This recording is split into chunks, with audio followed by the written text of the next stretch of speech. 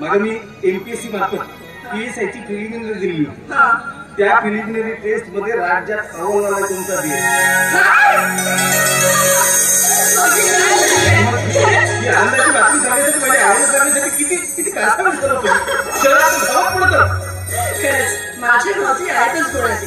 खरंच तुम्ही रात्रंदिवस जी कष्ट केलेत ना, जो अभ्यास केला, तुमची तगमग आणि मला मनोमन विश्वास होता की तुम्ही नक्की नक्कीच चांगल्या मार्गाने पास होणार. पण तुम्ही तर सरप्राईजच दिलं. तुम्ही तर राज्यात पहिले आला. भाऊजी ही आनंदाची बातमी अशी सांगायला हे केवळ माझ्या मेहनतीचं फळ नाहीये. मग तुम्ही आता म्हटलात ना रात्रभर दिवाखाने अभ्यास करत होतो म्हणून. पण त्यावेळेस माझ्या सुट्टीला माझ्यासोबत जाणारी माझी आई होती, माझी बहिणी होती. बहिणी तुमची साथ होती म्हणून यश मला असं सहज मिळवता आलं. जर तुमची साथ नसती ना या समाजातल्या कुठल्या तरी गल्लीनं भरकटताना दिसलं असतं तुमचं लेकरू. त्याला सावरलं तुम्ही, संस्कारात केलं तुम्ही, मोठं केलं तुम्ही, म्हणून हे श्रेय तुमचं. काही माझं श्रेय नाही. खरं तर ही सगळे कष्ट, सगळी मेहनत तुमची. आणि आम्ही तुमच्या पाठीशी उभं राहिलो ते तर आमचं कर्तव्यच होतं. त्यात काय विशेष केलं. पण आज जे यश मिळाले ना ते 100% तुमचं आणि फक्त तुमचं. कळलं. आणि काय भाऊजी इतकी मोठी आनंदाची बातमी घेऊन आला आणि रिकाम्या हाताने पेढे कुठे आहेत? हो आनंदाची बातमी आईला सांगायची पण एवढा घाईत आलो मला कळलंच नाही रस्त्यावर पेढे घ्यायचे. अच्छा पण खऱ्या अर्थानं आज ना आपल्या घरामध्ये ही आनंदाची बातमी झाली. कशी आनंदाची आज पर्वणी, आनंदाची आज पर्वणी गगन जणू ठेंगणे. आनंदाची आज पर्वणी गगन जणू ठेंगणे. सुख हे आले संसारी सारे नाचू गाऊ गाणे. सुखी